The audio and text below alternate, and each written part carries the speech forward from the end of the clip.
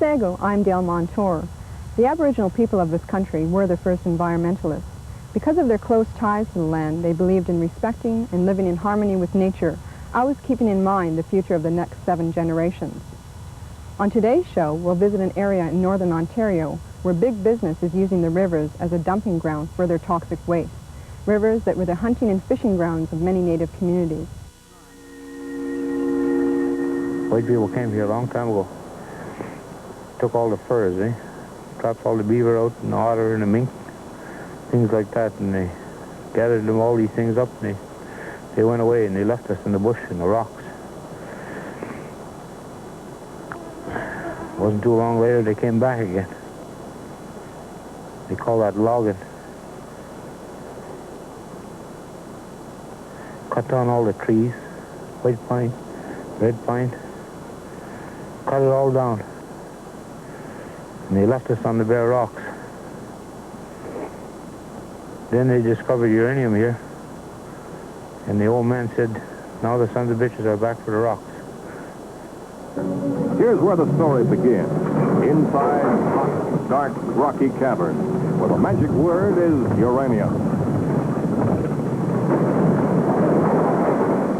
Native-born Canadians and newcomers from a dozen European countries work side by side round the clock in a Tower of Babel atmosphere whose offspring is Canada's fastest-growing and most modern small city.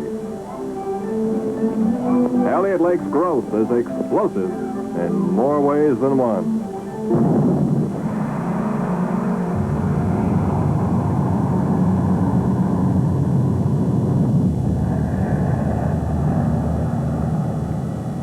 In its natural state, uranium gives off atomic radiation for billions of years. Normally, the Earth shields us from most of these harmful rays. But when the rock is brought to the surface and crushed, that protective shield is lost. Undetectable by any human sense, atomic radiation penetrates living cells and disrupts their internal functions, often damaging them beyond repair.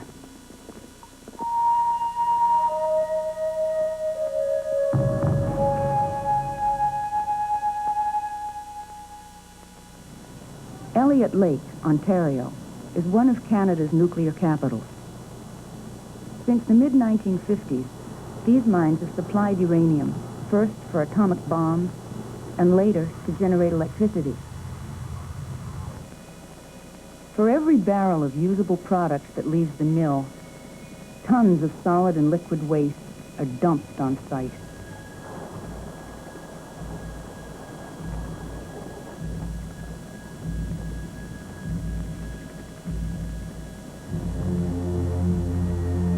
The sand-like tailings contain far more radioactivity than the extracted uranium.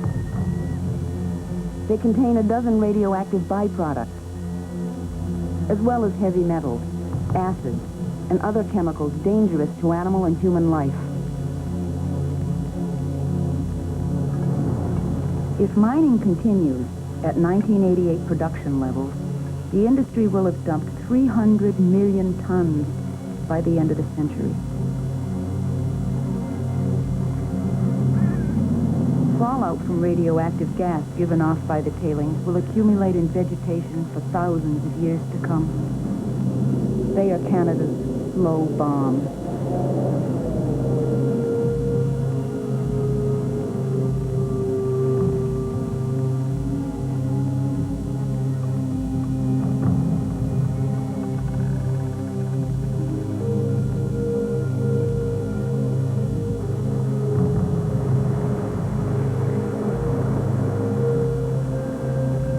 Unless they can be perfectly contained, contaminants from the Elliott Lake mines will continue to migrate down the Serpent River and into the Great Lakes. The film Uranium was released by the National Film Board in the fall of 1990. The reaction from the town of Elliott Lake was less than favorable. These mines brought great prosperity once. We decided to revisit the mines to see for ourselves. This mine has all but shut down. Another mine, the Rio Algoma, was all but closed until very recently when they signed a contract with Ontario Hydro to keep that mine open at least another year. The tailings piles are still here, in the open, uncontained. It was hard to imagine men once bulldozed these tailings unprotected. The risk of a miner working for 50 years at the current levels of acceptable radiation has 2 to 4 times the rates of lung cancer as the average population. The radioactive waste still sludges into the nearby lake and gets carried away downstream to the Serpent River and then the north channel of Lake Huron. I found out that one of the reasons the mine was shut down was because they'd found richer ore deposits in Saskatchewan. On our way back from the mine, about 10 minutes down the road, we passed a fisherman. He said of course he was planning to eat the fish he had caught that day.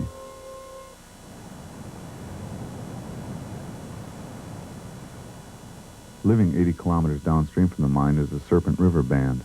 Not only do they still have the problem of radioactive contamination to deal with, but at one time, their band was home to a sulfuric acid plant located adjacent to their community and directly on the North Channel. For several years, this factory on the Serpent River Indian Reserve produced sulfuric acid for the mills at Elliott Lake. When the plant was shut down, the band pressured company and government officials to remove it. After 6 years, the Department of Indian Affairs got the Canadian Army to take care of the problem.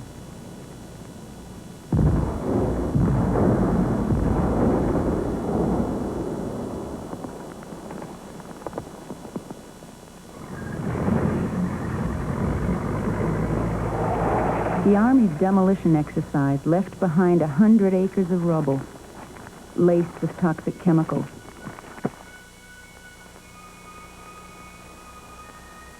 For 2 decades, the band protested. A survey by the International Institute of Concern for Public Health cited serious health problems on the reserve. Finally, in 1988, federal funds came through for the removal of the contaminated earth to a dump site in a neighboring township.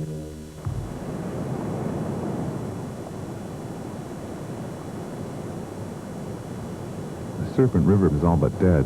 The people of the Serpent River Band are told not to eat the fish or drink the water. They are also told not to drink the water from their wells, contaminated from both the sulfuric acid plant and the uranium mines. Esther Jocko is an environmental activist. She lives in Whitefish River on Manitoulin Island. I visit the community members at Serpent River, and well, we went out for walks with the elders up and down the river. They showed us spots where the fish used to be so thick in that river. Now, these are people still alive. They remember this. Spots in the river so thick with fish that you just drove a spear in, and every time you drove a spear in, out would come a fish. Now, there's no fish in that river anymore. That river's dead. And I tell you, it was sad to stand there and hear them talk about those days when things were so abundant and you could eat without being afraid you didn't know what you're eating, like we are today. And to listen to them and to know it's all gone, that was really a sad experience for me. I never saw the condition of the river like that, but I wish I could have, when it was full of life. I also visit people in their homes that were sick. People developed kidney disease, people who had children who had leukemia. I visit a man who worked bulldozing the tailings in Elliott Lake, who had thyroid cancer. I think from visiting these people, I would attribute what I saw there to the proximity of where they live in relation to Elliott Lake and what's coming down the Serpent River. I'm not a scientist or a doctor, but you know, I don't need to be, I don't think, to see sickness and know 25 years ago that sickness wasn't there. It just wasn't there like it is now. I've spoken to fishermen who have told me how horrified they are when they pull up a net to find mutated fish in it. Like when you pick up a fish, you expect to see what you always see, an intact normal fish.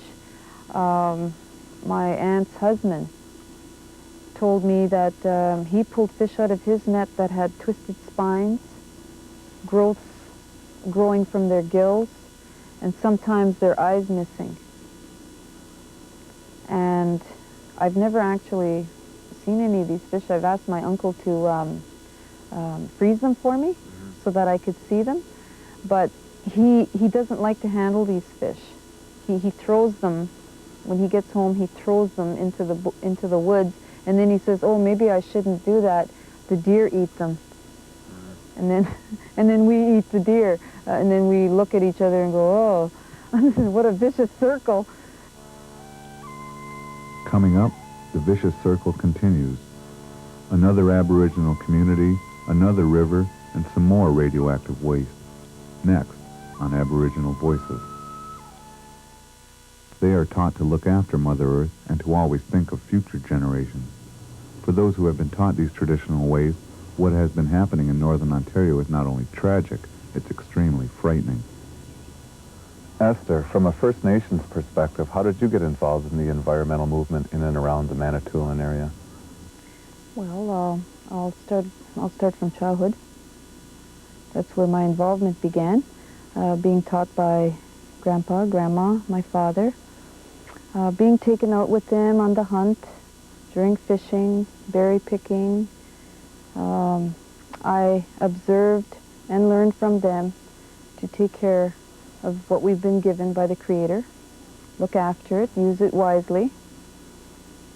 My grandpa told me when I was younger that I'd see the day come we wouldn't be able to drink the water. And when he said that, I couldn't imagine how we were going to live without drinking water. And of course I got upset when he told me that, and he said, well, now wait a minute, I didn't finish. And so he explained to me that there was a way to rescue what was happening to our environment. And part of that was to continue practicing what we were already doing, keeping our traditional knowledge intact as possible and practicing it and sharing it with others. Also speaking out. And this was the thing that was happening then. People were starting to speak out about what was happening in the environment and what they saw. I went away to school for a while, and when I came back, I met a lady from here, from our community, who was very involved in community issues, and she approached me and said, there's a group starting up on Manitoulin Island, and it's called the Algoma Manitoulin Nuclear Awareness Group. We're going to Ottawa. We're going to protest to the government the installation of the trioxide refinery in Blind River. So she goes, will you come? And I told her, I don't know anything about this. So she said, well, if you come to my house, I'll tell you about it. So I started my visits with her. She started filling me in on all the information and why they were concerned. Started relating it to what was happening in Elliott Lake. And the more I visit her and listen to her, I grew concerned. So I got on that bus and I went to Ottawa too. And this is the trioxide refinery. When the ore from the uranium mines is milled, it produces a substance called yellow cake. The yellow cake is brought here where it is refined to remove all its radioactive elements. Those elements are then used for industries such as nuclear power. What is emitted through the refining process is radioactive dust. We tried unsuccessfully to get people to listen to us, government people and industry people to listen to us about our concerns. I'll give you an example.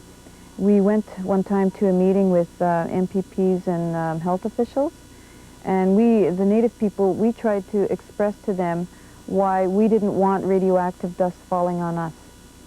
The trioxide refinery emits radioactive dust in the refining process, and our animals that we hunt eat the plants where this dust falls, and we eat the animals.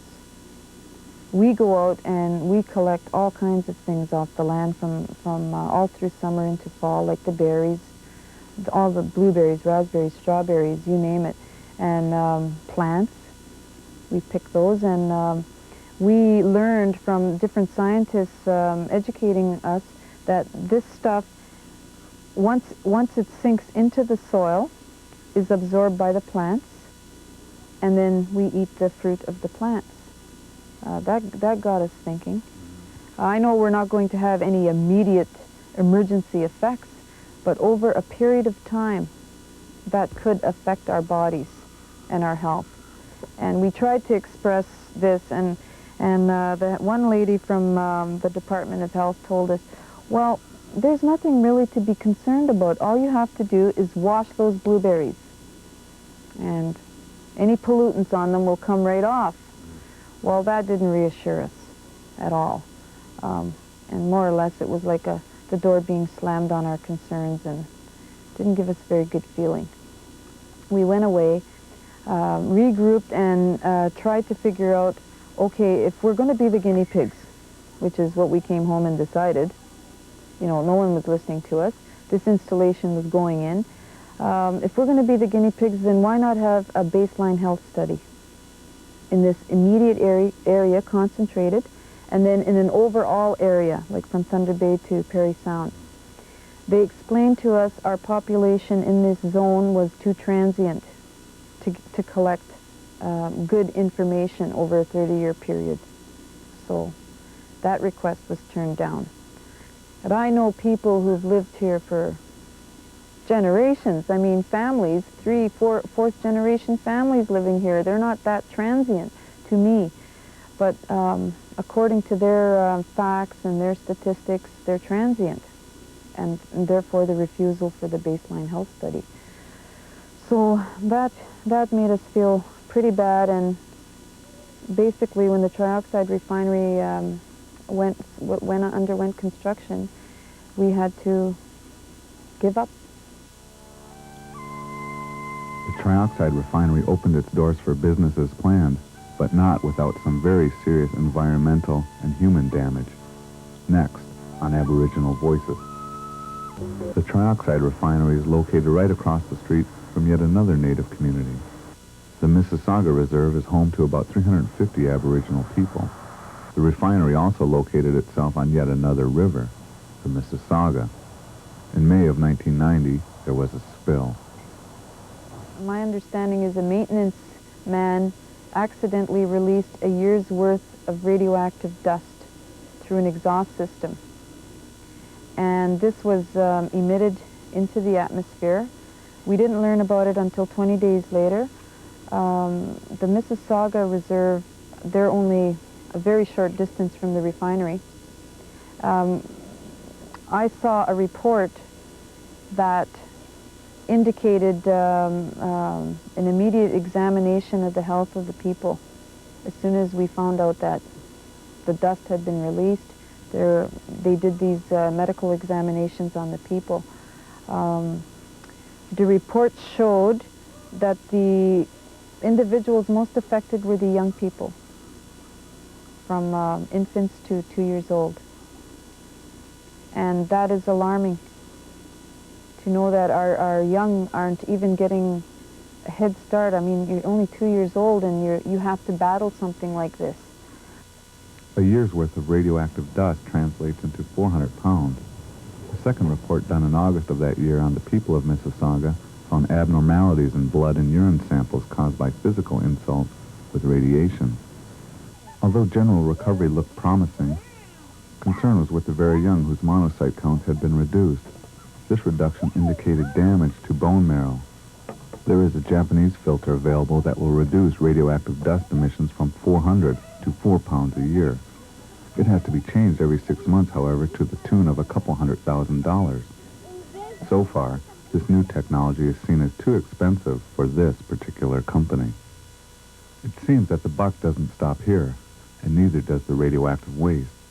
More plants have been developed for waste disposal just south of the Serpent River near Massey, Ontario. The Algoma-Manitoulin Nuclear Awareness Group is still very active. Again, the AECB came in and did test drilling in the back of Massey. This was a little time after the trioxide refinery started operating. When we found out that they were test drilling to find a good rock to bury nuclear wastes in, we thought, oh no, here we go again. It wasn't enough to put in the refinery. It wasn't enough that they don't want to do anything with the tailings. Now they want to dump nuclear waste from nuclear power plants up here in the rock. Now the people of Massey got together and we helped support them in that, in chasing those people out of that town, telling them that we don't want you here. We don't care how solid the rock is. There's evidence that it cracks. There's fissures in the rock, and that this stuff can escape and into the water.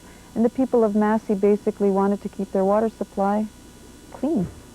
They didn't want to deal with leakages or anything like that. So they were sent away.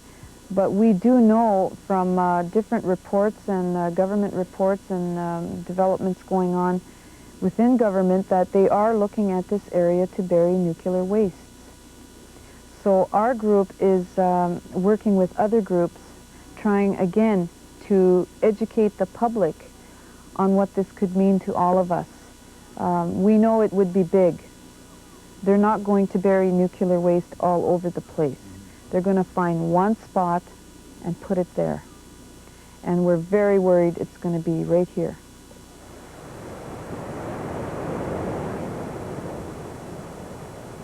Seems like what your grandfather tells you about the water seems to be coming true. Yes, the day would come we wouldn't be able to drink the water anymore. That's a prophecy I wish would never come true. But it's imminent, I feel. Thank you for joining us. For Alan Deliri, I'm Dale Montour. Onigiwahi, Sego de Dese. Next, it's Lifestyle Magazine, and in a half hour from now, Testament traces the return from exile.